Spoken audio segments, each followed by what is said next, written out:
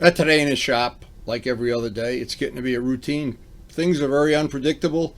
Snow was predicted, and we went out to the garage. We wanted to get the front wheel. We're starting part two of our wheel project. The back wheel is done. I had to pull the front wheel off and ran into several problems getting it to sit the way I wanted it to without being dangerous, sitting up on blocks. I learned something about blue masking tape today. All the blue masking tape I had was the low tack kind that didn't stick through a steam cleaning. That was a good lesson to learn. The steam cleaning went as usual. At the end of the day, we had a perfectly clean wheel. I was thrilled because this set me up for the next day, whereas the grinding and the polishing and sanding and everything else. But the cleanup usually takes the better part of a day, and it did not disappoint today. So today's a very special day. We reached a watershed yesterday. We got the back tire finished, mounted, balanced. It's checked out. The air didn't lose any air overnight. Back tire is ready. As soon as Vlad sends us the sprocket, which next couple days, that part of the project, the first half is done. Now what normally happens in my case, any painting, restoration, anything like this, the first half of the job takes 2/3 of the time because we pretty much I have everything in house now to do the second part of the job. I have the valve, the tire, the bolts, the this, the that. And we're kind of stalled with Joe's project till the kangaroo coughs up the decals. They're still coming from Australia. I'm sure he's tracking it like they track Santa Claus at the North Pole, but the decals are coming from Australia. So because we have everything in house, what I think is going to happen is the second part of the job, the wheel will go just a little bit faster, a little bit quicker. But you never know. They're predicting more snow this afternoon, so how can you ever tell? It's so unpredictable. So it's always the joy of an evil twin project is so far we've never lost one day of riding. Of course, the snow has made it. We've lost the last 2 months, but we have yet to take any of the parts and do the evil twin thing. So it started out, I wasn't going to do that. I was just going to do the back wheel first. But the way it turned out, it's so cold and miserable working out in the garage here, I'd rather have things downstairs. So the first part of today is I got to move this bike out of the way and get this bike so I can jack the front up and pull the front wheel. But before I even do that, I want to go have my coffee. It's so cold out here, and I don't know if they're kidding about more snow. I'm so sick of snow. I'm so sick of cold. I swear to God, this has been an unbelievable winter. I really can't wait for spring to get here. I take care of my battery chargers in the morning and chop my hole in the ice, but I can't wait for this to be over with. Well, before I start anything, we definitely need a cup of coffee. There's no doubt about it. So it truly is a watershed moment having that done. That is the midpoint of the job. But not only that, we've got a lot of the other little accessory things ready. All the bolts are polished. All the stuff's in house. And again, we really need that bike, that decal. It says Super Bike, coming from Australia. It's just, that's turning out to be one of the funniest parts of this winter. And we have all our polishing and grinding stuff already in house. See, once everything's in house, things go a lot quicker than when you gotta wait. 3 more tires to mount before spring gets here. What fun. When you ride a lot of miles, you gotta replace a lot of tires. So the goal is gonna be, I've got a couple little errands to do for Karen here, a couple little things, and I'm going to head out to the garage and pull that front wheel. And just knowing that that one's done and we're past the halfway point, make it a lot easier.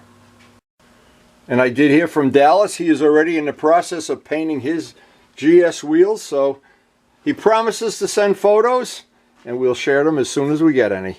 And good luck with that, Dallas. If you have a GS, you know. He has the other type of wheels though, the 3-spoke wheels, and he's got a wider back wheel, which I don't have, of course. These are the stock wheels that come with the bike, and I've got 2 sets of them for our Evil Twin project coming up this spring. Well, it has warmed up out here, and it's time to make some room so I can get a jack under that bike and get the tire off. Always fun. Because this is basically on the kickstand and on blocks, I've got to jack the front up. I'm trying to figure out how I want to do this.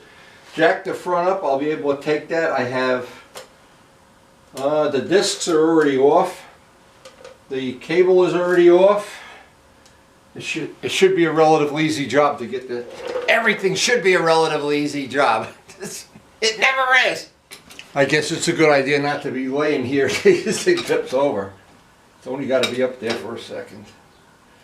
Now, I don't have the center of gravity right, so I've got to be more to the front here, because I just want to take the weight off the front wheel. This is going to be tricky. Never as easy as you think it should be. It's unbelievable. Now, it looks like the only place practical to grab this, there's a tang on the frame here that I managed to get the jack into. Ay. Everything. See, if I had the rear wheel on a bike, I'd bring it over to the come along, but then how do you get it back? So basically I'm at a quagmire here. I want the bike to be right where it is when I pull the front wheel, and then I want to put a block or something underneath it so that the whole bike is up on blocks. Everything is a challenge.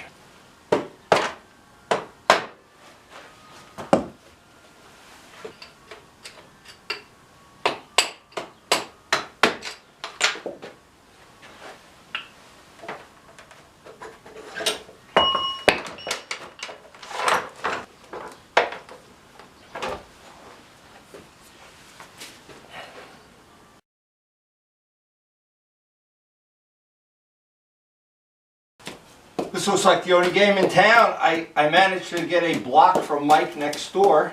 Of course, it was buried in the snow. Have to clean this mess up, but right now beggars can't be choosers. Alright, so if we get that, it's never easy. If we get that under there, it'll be the strongest this way. I don't know. That's why we always have bricks around here.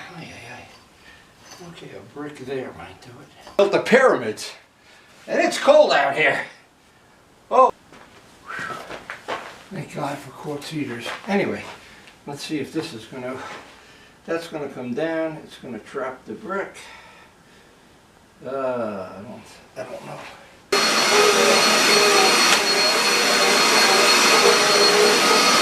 Times like this, I think of Jay Leno's garage, and I think it's right about now. He says, "Oh, get the body double in here. Do that." It looks like this is nice and solid. That was my main concern, so I don't bump into it and wind up having dominoes and all the bikes get destroyed or something.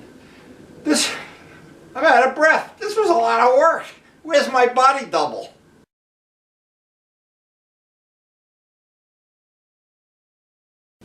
Well, Luciano was so right. There's just nothing better than having a parts bike.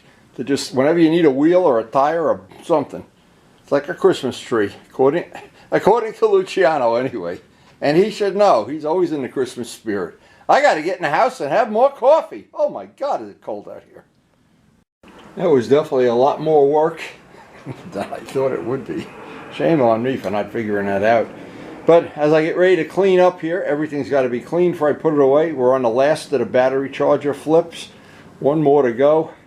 And that wheel, again, because of the way the shape of the hub, it should be easier. Should be is a big word here. Should be a little bit less work than doing the rear wheel. But the spokes are more visible, so there's going to be a lot more time on the spokes. But I want to get that down in the cellar, let it warm up, maybe get it clean today. Boy, this took a lot out of me, but I don't have a lot left to give.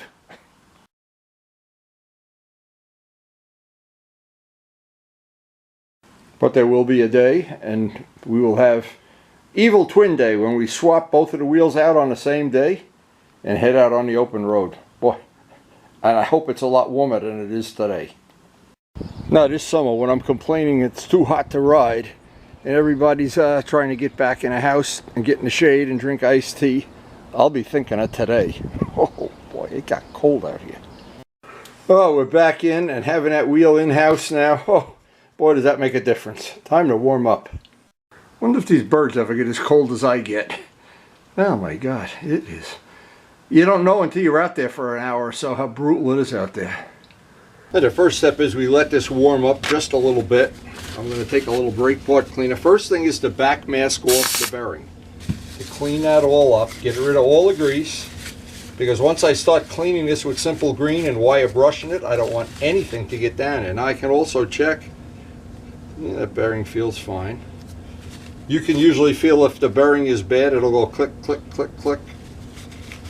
You almost never wear the bearings out on these anyway.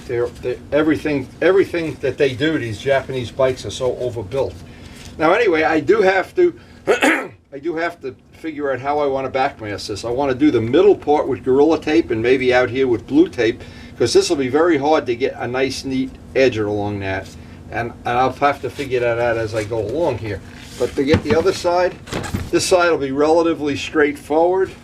Again, before I put the tape on and backmask it, I want to get the degreasing done, and then we'll have probably the only thing we'll get done today, if we take our time and do it right.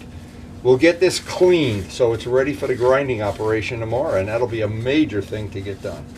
Getting that done will really set me up for what I'll call the days of grinding. And I just happened to notice, but I guess it's the same. Yeah, this is the side of the wheel, the primary side. No damage to the wheel at all. There's no gouges or dings or anything. Wow. And the hardest part of the job is going to be getting that lettering off. I hate that lettering.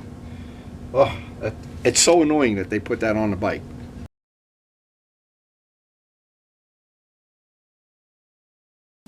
Now between the blue tape and the Gorilla Tape, I think this will be fine, but I have tried, when I've done wheels like this, where you have to make a really intricate cut on Gorilla Tape, and it doesn't really cut the way the blue tape does. You get a nicer edge. So in this case, this is something that I'd like to get the edge, even if I have to do this over somewhere in the middle of the job. But it is really important not to get any of this spray or chemicals or anything down in those bearings. I don't want those bearings to be protected. Now, one of the things I remember from doing the back wheel that I guess you have to relearn these lessons every couple of years. Leaving a tire on while you're doing the grinding, which will probably start tomorrow. I'll get all the tools ready. We'll have a grinding day. The good thing about a grinding day, I don't have to be out in the tundra with those Nanette people. If you watch that Nanette, holy mackerel. I could never feel sorry for myself being cold after watching that. That was unbelievable. The Nanette people of Siberia. Okay, so one side is done here, and we may, because it's blue tape, this may deteriorate in the course of doing it, but when I'm all done, of course, I'll take a razor and scrape all that off. That's about as good as it gets. I think that's perfect.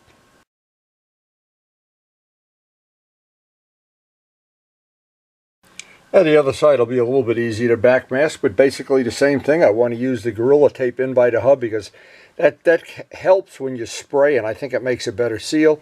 And do the blue tape on the outside, and we'll be good to go here. We're ready to start cleaning this puppy up.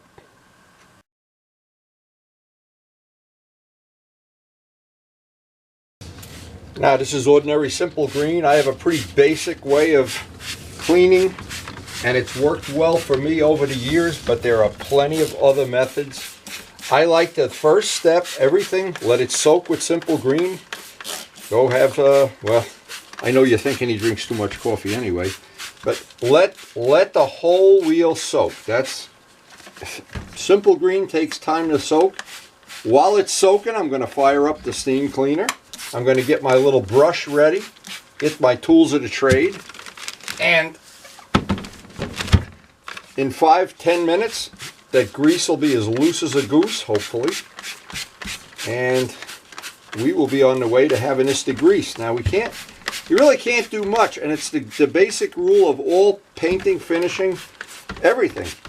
You don't start with something dirty because you're grinding molecules of grit down into where you want the paint to stick. You just make a mess is what happened. It's just so much easier to do it right at the beginning. Now this is going to sit maybe 10 minutes. Let the simple green do its job. While this is happening, I'll fire up the steam cleaner. As soon as the red light goes out, we'll have a head of steam, just like a steam engine. And this is our Harbor Freight steamer that we use on a regular basis, and there's so many good uses for it. And this is one of them now. One of them, and I wanted to show this. They have these accessories, the brushes. And there's a brass brush. I like the soft brush for doing what I'm doing. It gets in all the little nooks and crannies. And while that's building up a head of steam, we'll brush the wheel down with a brush. And there aren't many things more disappointing in the world of painting than doing all your paint work, getting it smooth and shiny and glossy, and a couple of months later you put it out in the sun and you see a bubble where the paint isn't adhering. Well, that's usually because somewhere in the cleaning process you left some silicone or some grease or some oil or fingerprints or who knows what. But if you pay the price, I always think, now a lot of people might think, oh, I just take it outside and power wash it. Well, a lot of times you screw up the bearing when you do that. You get moisture down by the bearing. But I guess you could do it, and it really doesn't matter how you do it. What matters is that you do it. And you don't skimp on it. You don't try to do it in 5 minutes. Now, in my case, I've left the rest of this work session to getting this clean. I don't want to skimp on it. I don't want to do it in 15 seconds and run outside and say, oh, I'm done for the day. No, I will clean this over and over and over again and repeat the process until I see I've gotten rid of almost all of the residual grease. Now tomorrow I will have to start grinding away at these letters and everything. That gets really time consuming too. Now another thing, as I see, I'm looking at where this is the worst. It's the worst right down by the hub because obviously very difficult to get a rag in there and clean it. So any of the residual road grease, everything gets down there. But just a matter of time. And the steam does a pretty good job at cleaning this. So while I have that, I'll go clean my bathroom, steam clean the floor and everything. So we don't even waste the steam. But that Simple Green does a good job. And I've tried other chemicals. There's a chemical that Harbor Freight sells that's even more potent, I guess is the right word. But it's so smelly. When you use it in a house, you could die. Simple Green I think the best compromise of a product you can use in your house. And maybe there's a lot better stuff, industrial stuff, but Simple Green is good for doing just what we're doing right now. And the steam takes it right off. In fast forward, but I never want to skimp on the cleaning. And the brush here, it does a great job. We got the little brush and the steam. We've got steam. Time to start grinding away, and that brush has to do the work. The brush loosens everything up at about 212 degrees.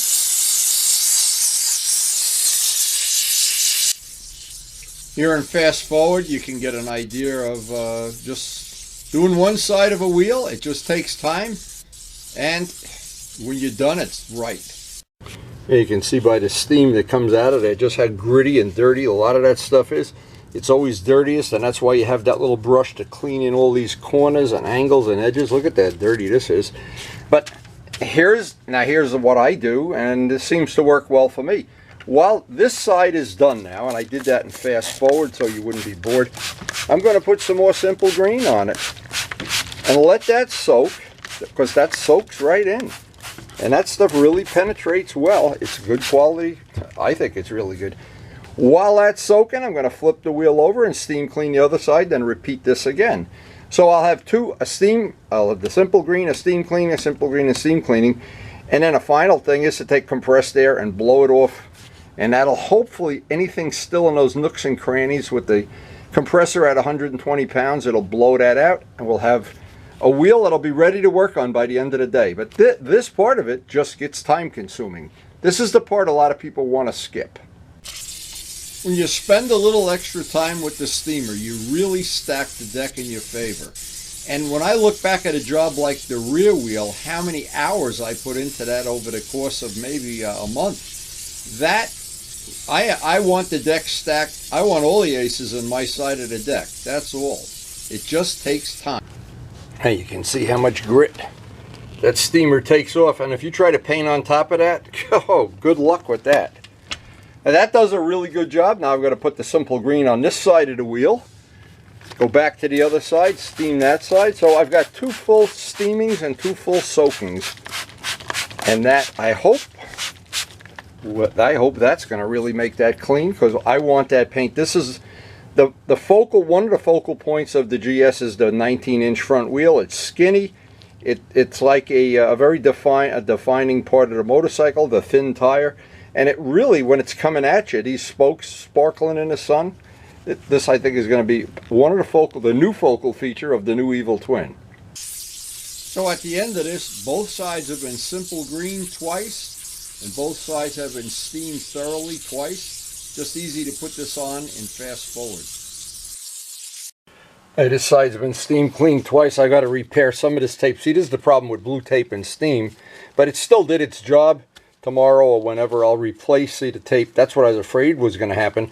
The Gorilla Tape doesn't, but you really don't get that nice edge, so it's just as easy to do it twice. It's only going to be hurt during this, and maybe there's a solution we'll come up with in the future. But that right now, that side's clean. I got to steam the other side a second time, and then we're ready for the compressed air. You don't really see it on the video because I've done everything here and fast forward with this. But this took a real long amount of time, and I know every minute of it is time well spent. It's going to guarantee that paint is going to stick. So as the compressor's building up air, they predicted snow. They didn't lie. And we got snow, so we're not going to paint anything today, but we definitely want to get that wheel prepped and ready for tomorrow. In case we do have a chance tomorrow that we can grind enough that we can get our primer on, but certainly no rush. I don't see anybody getting ready to go riding today or in the near future. And they're predicting more snow, just what I need. And the compressed air works well to get in all the little nooks and crannies. And the more pressure you can use, the better. This is 120 PSIs.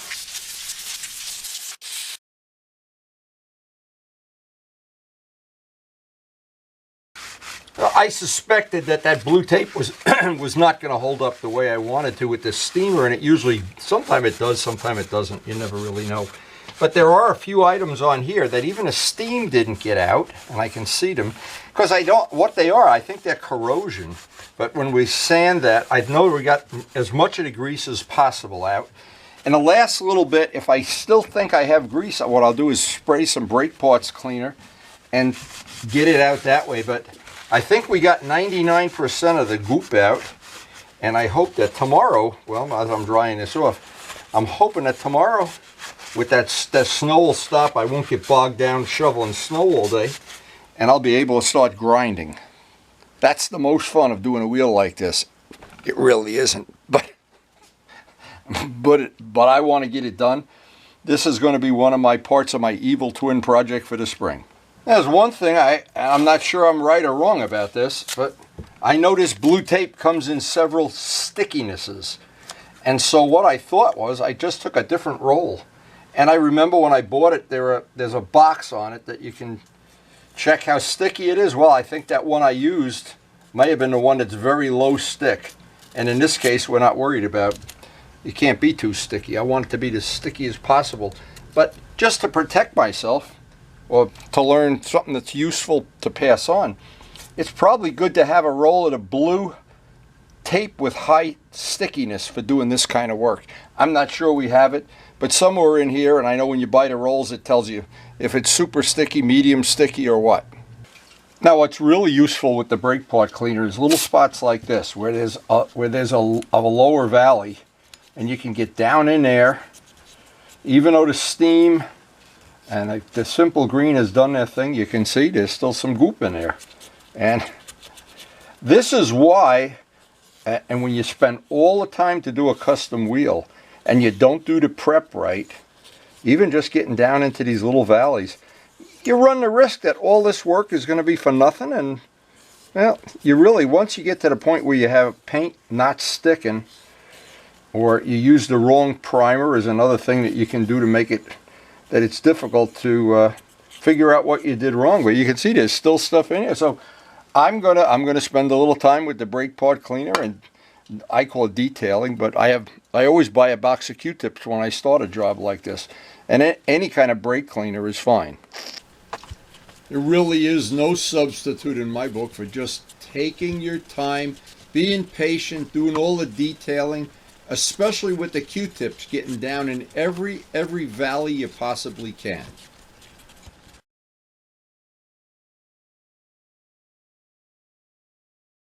Well, it turned out to be quite a quite an adventure today with our snowflake wheel. We did manage to get it off the bike, and sooner or later, maybe later with the way the snow is going, it's going to be the twin to our restored back wheel. And having it clean and starting tomorrow with a nice clean wheel, well, that's major stuff to me. That makes the day so much more enjoyable, not to have to degrease things. Anyway, this part of it's done, and boy, I'm happy. I'm very happy it's done. I want to thank the healthcare workers. Guys, thank you so much for keeping my family safe. All of us, we are all very grateful for the effort you put in. Thank you so much. And I hope you enjoyed the video. I hope you're at some point in time sharing the passion for old motorcycles, whether it's restoring them, riding them, stealing them, or going to live with the Nanettes in Siberia. I don't know. But, wow. I'm happy to have this done today. And I think it's time we got to go sweep some snow. So thanks again. Thank you so much for watching. So we do try to post up something new every day. And every day is an adventure here, snow or not. But at the end of every day, I try to recall, why do I even like riding motorcycles? And I look in my extensive collection of pictures and videos that I keep on my computer, and this is one thing. Here's when this bike was evil twinned. I've had it since it's new, since it's old, but there was a day, and I remember this day, this is a very short little video at the end of this, that I had no idea how to get to the MOODNA viaduct, but Chris did, and she looked up the directions for me, and I followed the directions. It was 87 miles. I went on some convoluted back way. And if I remember right, I went exploring up in the area, parked the bike, went up on the viaduct, tried to see if I could catch a train coming by. This is a pretty impressive sight to be right near it when a train goes by. Anyway, it was a great day to memory, and thank you, Chris, for just setting me up with this. And I've been up there many times since then. So actually, it was a beautiful ride up here. In the background, you can see the MOODNA viaduct. This is the longest railroad bridge east of the Mississippi, viaduct. And it was just a really nice Route 20 here. We're going to go around and do a little photo shoot today. It was from Rutherford, it was 87 miles. And just the most pleasant of days. And maybe before the day's out, we'll get to see a train cross this. So anyway, thanks, Chris, for setting me up with the directions here and all the train schedules and everything. What a day. Boy, oh boy. So I'm going to go over and see if I can explore a little bit over there, just to see how this day is going to play out.